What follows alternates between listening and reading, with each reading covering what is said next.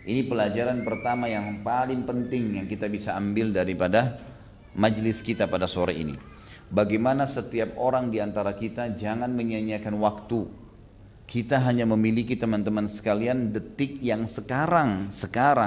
Antum ini, anda ini sedang melihat ke saya pun sedang melihat ke anda, dan ini nafas yang sedang kita hirup ini milik kita. Selebihnya kita nggak punya sama sekali. Tidak ada jaminan kita masih hidup 1 menit ke depan, 2 menit ke depan, apalagi sehari ke depan. Tidak ada jaminan sama sekali. Sesuatu yang telah berlalu kalau memang baik, alhamdulillah. Kalau tidak baik, bertaubat kepada Allah. Tinggal bagaimana seorang muslim kalau dia masih bisa bernafas, yang dia cari adalah peluang apa yang merupakan bakat dalam dirinya untuk menjadi sesuatu yang dia khidmahkan buat agamanya. Apa saja. Mungkin setiap orang di antara kita punya potensi berbeda-beda. Mungkin seperti itu. Kita misal lihat Abdullah bin Umar, nanti kita akan bahas dalam kehidupan beliau. Beliau melihat hampir semua amal saleh yang dikerjakan, semua sahabat kerjakan. Maka mereka coba mencari apa yang tidak umum dikerjakan orang. Yang Abdullah bin Umar lakukan adalah, beliau kalau mau sholat selalu keluar awal waktu, belum waktu sholat, keliling Madinah, semua rumah orang diketukin. Sholat, sebentar lagi waktu masuk, sholat, sebentar lagi, sambil ke masjid, tapi dia muter. Ini enggak semua orang kerjakan. Dia menganggap ini celah yang saya bisa punya nilai plus di situ, di sisi Allah Subhanahu Wa Taala, maka dikerjakan sama dia. Sama kasus tadi tokoh kita Zaid bin Thabit radhiyallahu anhu, beliau melihat jihad belum bisa, tapi saya punya kecerdasan, ditawarkanlah kepada Nabi SAW dan ternyata benar. Sisi yang lain teman-teman sekalian, setiap orang di antara kita cerdas. Jangan pernah merasa diri bodoh, kecuali memang dasarnya lahir dalam kondisi cacat. Kalau tidak, waktu kita sama semua 24 jam, otak kita sama komposisinya. Bahkan urat-urat sarafnya posisinya sama. Mata kita sama 2, telinga kita sama 2, tangan kita dan kaki kita sama 2. Kita juga punya jantung dan hati masing-masing 1. Kita punya kulit yang sama, ada kulit manusia. Orang tahu ini manusia, kelihatan dari kulitnya. Mungkin yang beda adalah postur tubuh, paras wajah, warna kulit mungkin. Tapi semua komposisi, waktu sama saja, makanan sama saja.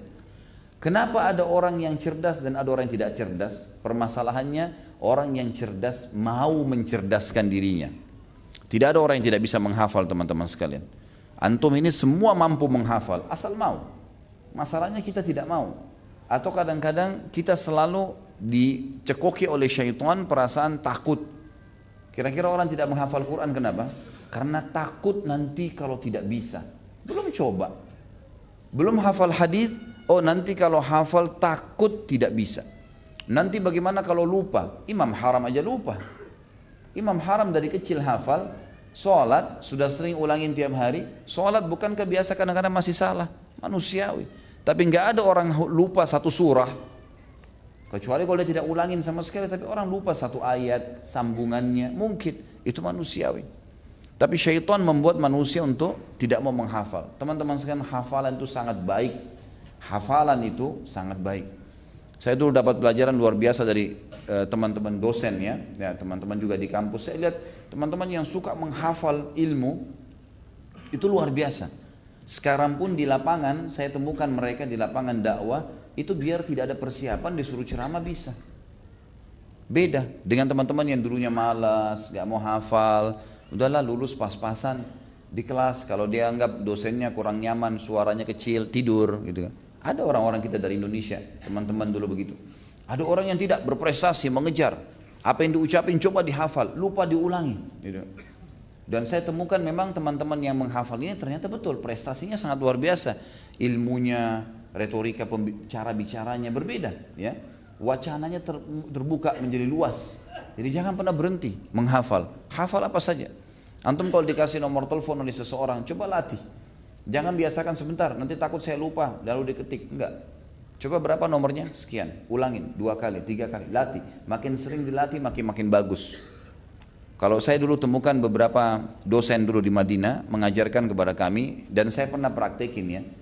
Selain memang melatih biasa menghafal dan kita paksakan menghafal dan mengulanginya, apa saja kita coba hafal, itu sangat bagus. Otaknya akan terbiasa untuk itu. Sisi yang lain, mereka kalau di Madinah mengkonsumsi kismis. Saya pernah tanyakan kepada salah satu ayahnya dosen kami dulu. Ada seorang doktor di kuliah syariah, sering ajak kami mahasiswa Indonesia buka puasa di rumah beliau. Nah sering kadang-kadang kalau tiba menjelang buka puasa di bulan Ramadan itu disiapkan makanan khusus. Kemudian nanti kalau Isya dan sholat tarawih kami akan ke Masjid Nabawi. Maka saya temukan sendiri orang tua beliau dan menceritakan kepada kami bagaimana orang-orang Badui itu biasanya membuat anak-anaknya mengkonsumsi ya, kismis itu dan pengaruhnya besar ya, pengaruhnya besar. Saya kadang-kadang dulu coba praktikin, saya juga tidak tahu sih seberapa besar pengaruhnya kepada jiwa saya, tapi pada diri saya. Tapi saya biasa kalau mau ujian, saya beli kismis sekilo, kemudian saya sering makan-makan gitu kan.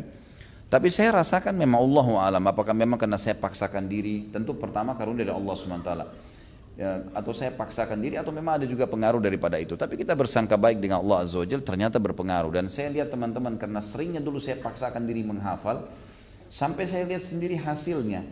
Apa yang mungkin kalau saya lagi ngomong sama teman-teman saya yang dulu sekolah pun, baik itu orang dari Indonesia atau orang dari tempat lain, saya bilang, masih ingat gak dulu pernah ada dosen bicara masalah ini? Mereka lupa, kapan ya? Yang mana ya? Saya masih ingat tuh. Mungkin karena terbiasanya mau menghafal ya, terbiasanya mau menghafal itu penting sekali. Dan ini kita ambil pelajaran dari tokoh kita. Yang kedua adalah fadilah menuntut ilmu. Maksud dalamnya menghafal, menulis dan menguasai. Ada pepatah bahasa Arab berbunyi, al-ilmu fis suduri la fis sutur.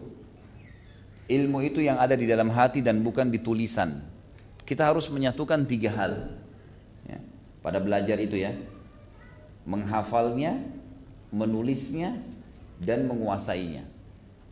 Jadi ditulis, hafal, terus dikuasai itu apa yang sedang ditulis tuh.